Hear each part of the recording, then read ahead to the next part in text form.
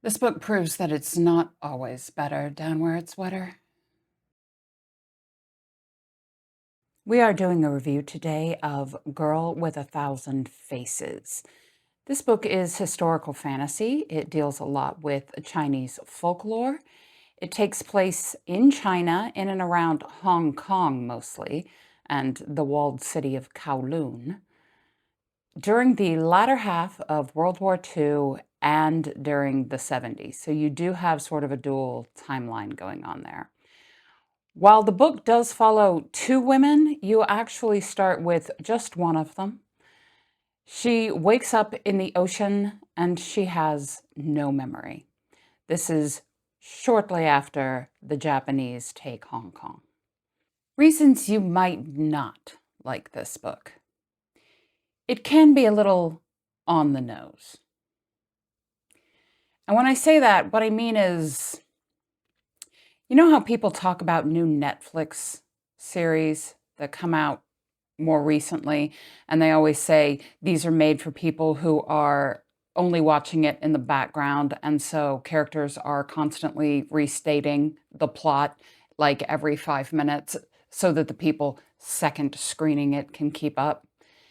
This does not do that.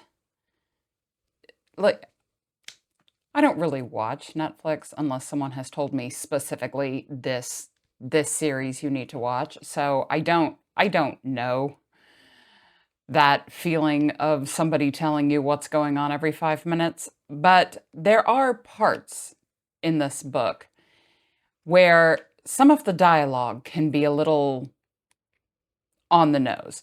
We are restating things that I thought were obvious.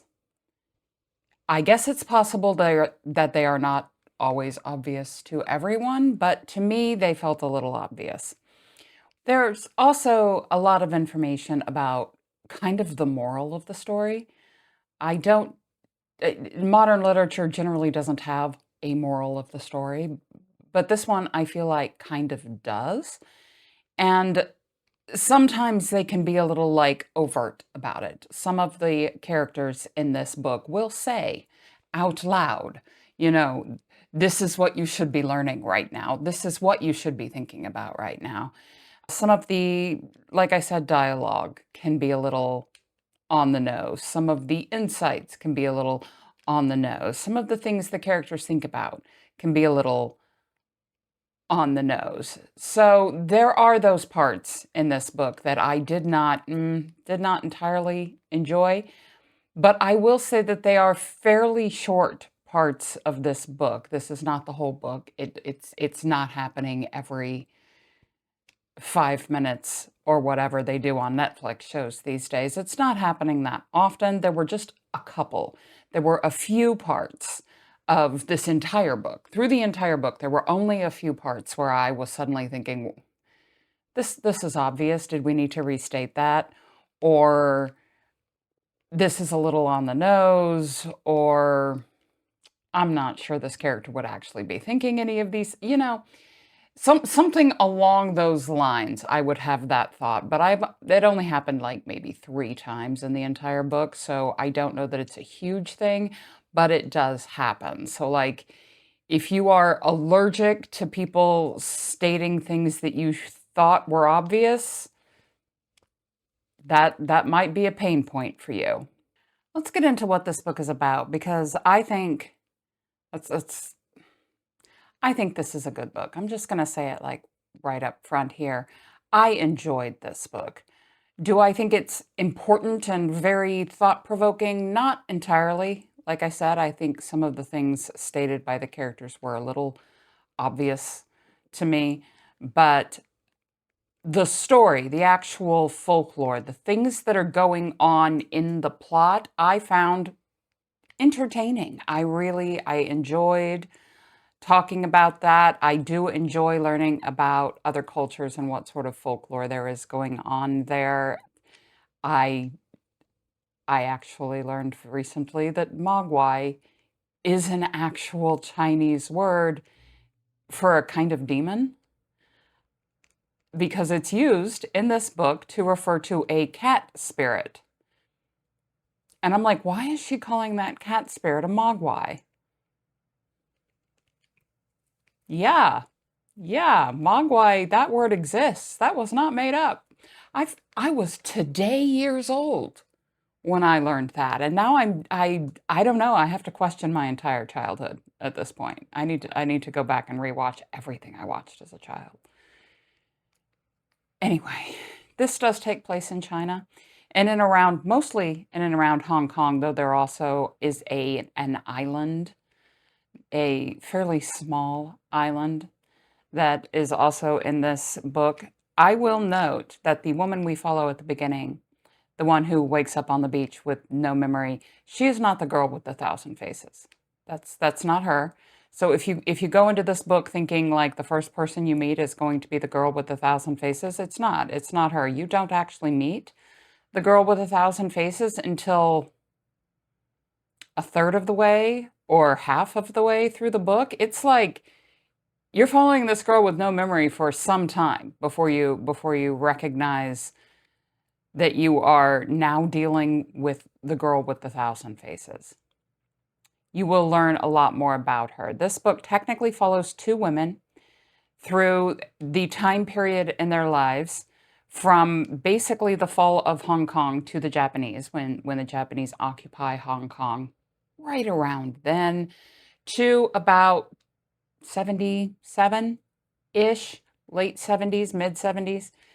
So you don't deal with every year in between those two times. It's mostly a time jump. You're mostly dealing with just the two time periods, the World War II and the mid to late 70s. So, as mentioned, this does take place in Hong Kong, mostly in the walled city of Kowloon, which is fascinating. I didn't know a lot about it, so it was interesting to hear. Anyway, this deals a lot with ghosts.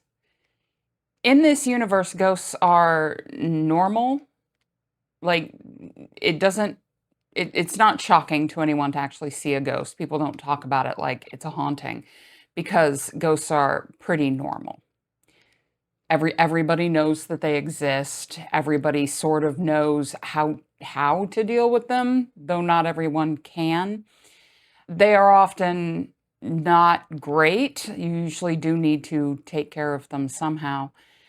The woman with no memory, she turns out to have a knack for this. She turns out to have a knack for talking to ghosts. There are people who exorcise ghosts or, forcibly put them to rest or ward spaces so that the ghosts cannot come in. But the woman that we are dealing with can talk to them. To be clear, like most people can talk to ghosts, it's just that the ghosts don't feel any particular need to talk to the living. So they don't always answer back. If they do answer, it's not necessarily a clear answer. You can't really get any information out of them. You can't ask them what they want so that they can be at rest. But this woman turns out to have a knack for it. She can talk to ghosts and they will always answer her. So she also has, like I said, a cat spirit, which is called a mogwai. My whole childhood, I had no idea. Anyway, it is called a mogwai. It is the spirit of a cat. It is a ghost cat that follows her around. So you do have a cute little animal companion as well. It isn't Sebastian or anything. It doesn't talk. It's just a cat. Fairly smart cat, but just a cat. The second woman that we are following is, in fact, the girl with the thousand faces. And she does not come in to the story until partway through. Like I said, I think it's like a third of the way through the book before you ever even meet her, before you know who she is. So you do meet her. You will figure out why she is called the girl with the thousand faces. She and the main character do actually know each other from back in the day. It's just that the main character does not recognize her. Like, lost her memory, so she has no idea who this person is. And the girl with the thousand faces, they have history. They have history. It's not a good history. They have history. So you're mostly dealing with the story of both of these women during the latter half of the war and what they were doing then. And in the 1970s, when they meet again, and like I said, one of these women does not have. She has amnesia. She does not remember anything that happened before she woke up on that beach. So you're dealing with these two women coming back together in the mid to late 70s and her trying to get her memory back and trying to figure out who she was, and this other girl who has a history that they don't remember, and she's quite angry about it. So you're dealing with that as well. There's, like I said, lots of ghosts. Lots of ghosts in this book, lots of spirits, lots of there's a god, technically a god exists in this book. Doesn't actually do a whole lot, like it's not a main character or anything, but there is an actual like living, breathe. I don't know if gods breathe in this book, honestly, but like living God in this world that does actually interact with the characters on a couple of occasions, not a lot, but a couple of occasions. So you do have quite a lot going on there. It is a very interesting world. I really kind of like how the ghosts are just sort of accepted. Like we understand that they're not always like safe. They can be dangerous. We don't really want them around, but they're not like, it's not Amityville Horror every time one shows up. Some of them are just there. It does deal, like I said, with the walled city of Kowloon. We are dealing with triads who are controlling the city at this point. There's a lot of interesting history in there. And they do talk a lot about how ghosts, if ghosts existed and were as common in the real world as they are in the book, how like history would have worked out. I think at one point she mentions that Henry VIII was found dead under mysterious circumstances with his old wives' things sort of scattered around him. So like there's the suggestion that Henry VIII actually died by the wives of his, or the ghosts of his dead wives. So that's interesting. Yeah, there are a lot of interesting how history could have turned out if ghosts were as common as we think they are, or if ghosts were as common as they are in this book. I do like this book. I do enjoy this book. I think you should read it if you are interested in Chinese folklore, if you're interested in a good look at how ghosts could be integrated into a world. Like I said, I don't think this is like thought-provoking. I don't think this is bringing up a lot of thoughts. I didn't have many thoughts. I didn't feel the need to pull out the sticky notes while reading this, but I did enjoy it. I thought it was a good story. I thought it was entertaining. It's about family. It's about betrayal. It's about sisters, kind of sisters. It'll make more sense once you get through the book. Like at first they're not sisters. They're not sisters. But it is about kind of being a sister and sisterhood, which is kind of an interesting subject for me because I never had one. So I have to live vicariously through other people hating their sisters. So, I don't have a sister of my own to hate. I have to hate other people's. Anyway, I did enjoy it. I think the end of the book, it does end on an ambiguous note. It is, at the end of Inception, when the movie ends and the top is just still spinning and you never see whether it falls or not. It's that kind of ending. It is sort of ambiguous. You don't really know the answer to the big question at the end, but it also like doesn't matter, if that makes any sense at all. Like I feel like if she had tried to answer that question, I think it would have made for a worse book. I think it should be ambiguous as to whether or not that top ever falls, to use the Inception metaphor there. So yeah, if you hate ambiguous endings, maybe I don't know. I don't honestly don't listen to anything I have to say. If you don't like ambiguous endings, because I am a big fan of ambiguous endings, I honestly feel like the more it gives me to think about later, the better off I'm doing. But if you can't handle not knowing the answer to every question, maybe this might not be the book for you, but I did enjoy it. I loved the ambiguous ending. I thought it was good. And like I said, I don't think it matters if that top falls. I don't think that's the point of the movie. I don't think that's what I was watching this, or, well, for Inception, it would be watching it for 2 hours, but I don't think that's what I was reading this book for. I was not reading this book to figure out whether or not that top fell. I was reading the book for far more other reasons. So I did enjoy it. I think you might enjoy it as well. And I think you should read it. And that is my completely spoiler-free review of The Girl with a Thousand Faces by Sunyi Dean.